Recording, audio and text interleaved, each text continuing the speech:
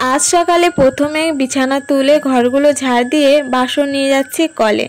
আগে বাসন মাজবো, তারপর উঠান ঝাড় দেব। প্রতিদিন তো উঠান আগে ঝাড় দিই, তারপরে বাসন মাজি, কিন্তু আজকে এরম করলাম কারণ যদি বৃষ্টি চলে আসে, যদি ভিজতে হয়, এর জন্য উঠানটা তাও স্নান করার আগে ঝাড় দিতে পারবো, সকালে না ঝাড় দিলেও রান্না শেষে স্নান করার আগে। কিন্তু বাসনটা না মাজলে কি করে কি করব, তাই না? তো দেখো এতটাই বৃষ্টি কাদা হয়ে গেছে, বস্তা দিয়েও কিছু করতে পারছি না। বাড়ির উপর দিয়ে এত মানুষ যাতায়াত করে এই বৃষ্টির দিনে, আমরা করি, আর সবসময় বৃষ্টি হচ্ছে টিপটাপ। জোরে বৃষ্টি হলে না এত কাদা হয় না, টিপটাপ বৃষ্টি পড়লে বেশি কাদা হয়, তাই যেখানে পা পড়ে সেখানে বস্তা জড়ো হয়ে যায়, এতটাই কাদা হয়ে গেছে। তো আমি আজকে গামছা গায়ে দিয়ে উঠানটা ঝাড় দিচ্ছিলাম দুটো কারণে, মশার হাত থেকে বাঁচতে এক, আর 2 নম্বর হলো বৃষ্টি পড়ছিল ঝিরঝির করে। বাসি কাজ কমপ্লিট করে চা দিয়ে ঠাকুমাকে চলে এসেছি রান্নাঘরে রান্না করার জন্য। ঠাকুমাই আমাকে মাছ কেটে দিয়েছে, সবজিগুলো কেটে দিয়েছে, আজকে যা যা রান্না করব। তো আমি এদিকে মাছ ধুয়ে নিয়ে এসে মাছগুলো ভেজে নিচ্ছি, আর একদিকে লঙ্কাটা বেটে নিচ্ছি। তো মাছগুলো একে একে দিচ্ছি। আজ না আমি ফোড়ন দিচ্ছি জিরে আর তেজপাতা। আমি মাছ রান্না করলে সাধারণত কখনোই কিছু ফোড়ন দিই না, তোমরা হয়তো খেয়াল করলে দেখতে পাবে আমি মাছ রান্না করলে কিছুই ফোড়ন দিই না, কিন্তু আজ ইচ্ছে হলো সবার মতো একটু জিরে ফোড়ন দেওয়ার জন্য।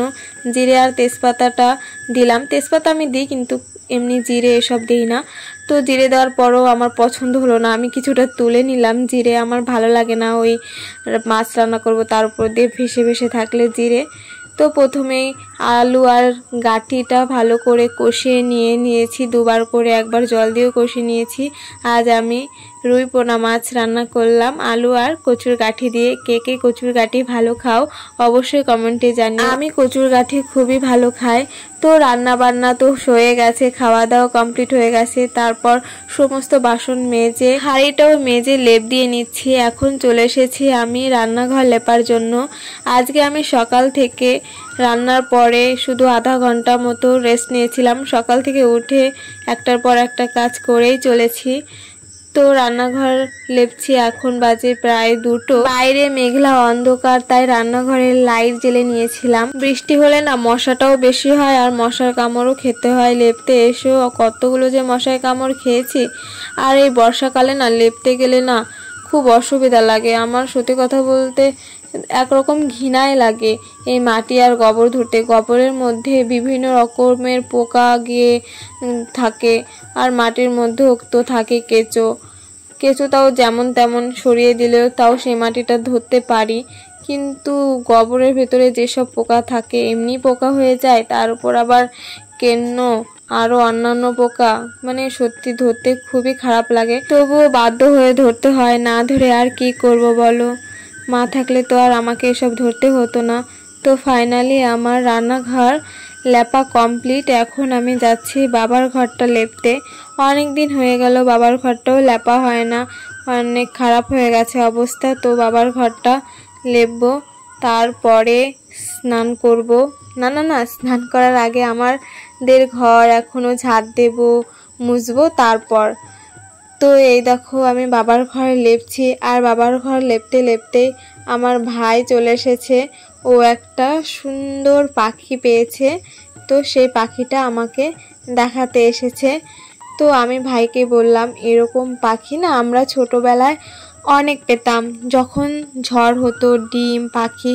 একবার তো আমি একটা পাখি পেয়েছিলাম, মানে আমরা ছোট ছোট যখন ছিলাম আমরা তখন একবার পাখি পেয়েছিলাম। সেই পাখিটাকে 2 দিন খাবার খাইয়েছি, জল খাইয়েছি, তারপর যখন ও উড়তে শিখে গেছে তারপরও উড়ে চলে গেছিল। এই গল্পটাও ভাইকে বললাম। তারপর না একদিন আর একটা পাখি পেয়েছিলাম, কিন্তু সেই পাখিটা না কিছু ঘন্টা বাদেই মারা গেছিল। তখন না খুব কষ্ট হয়েছিল। ভাইও এই পাখিটা পেয়েছে আর ওর খুব আনন্দ হয়েছে, ও বলছে পাখিটাকে ও পুষবে। তো ভাই পাখিটাকে দেখে চলে গেল, আর এদিকে আমার ঘরটাও লেপা কমপ্লিট হয়ে গেছে, বাবার ঘর।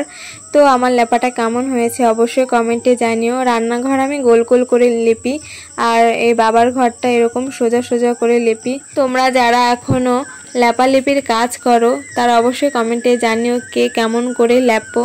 তারপর ঘর ঝাড় দিয়ে ঘরটা মুছে স্নান করে দেখো চলে এসেছি ছোট কাকিদের বাড়ি, মানে ওই ভাইয়ের কাছে। যেই পাখির বাচ্চাটা পেয়েছিল, ভাই ওকে ভাত খাওয়াচ্ছিল। আমি বললাম ওইভাবে খাওয়াস না, ওর গলায় লাগবে। তারপর ও ঠিকঠাক বসিয়ে খাওয়াচ্ছিল। তো পাখিটাকে পেয়ে ও অনেক খুশি। আর এদিকে কাকা বলছে তুই যদি এরকম করিস আর পাখিটা যদি মরে যায় তাহলে কিন্তু তুই মার খাবি। আমিও একটু পাখিটাকে আদর করছিলাম। ও ওর মাকে হারিয়েছে, জানি না ওর মাকে খুঁজে পাবে কিনা। পাখিটা অনেকটাই বড় হয়ে গেছে কিন্তু এখনো উড়তে শেখেনি। আর বাসা থেকে মনে হয় পড়ে গেছে, তার জন্য হয়তো ওর মা ওকে নিয়ে যেতে পারছে না। ভগবানের কাছে প্রার্থনা করি ওর যেন কিছু না হয়, ও যেন তাড়াতাড়ি উড়তে শেখে আর ওর মাকে তাড়াতাড়ি খুঁজে পেয়ে যায়।